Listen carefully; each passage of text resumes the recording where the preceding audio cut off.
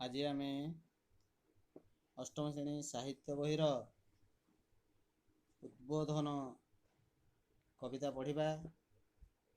उक्त कवितार कवि होउछन्ति प्रकृति कवि गंगाधर मेहर, जहाको स्वभाव कवि मध्य आमे कहि थाउ।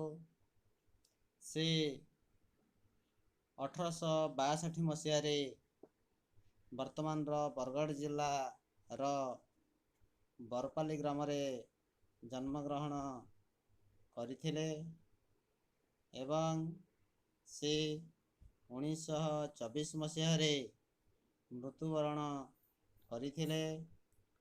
ओडिया साहित्यर आधुनिक जुगर कवि और लेखक मानक मध्यरे प्रकृति कवि गंगाधर मेहरंकर एक विशिष्ट स्थान अछि।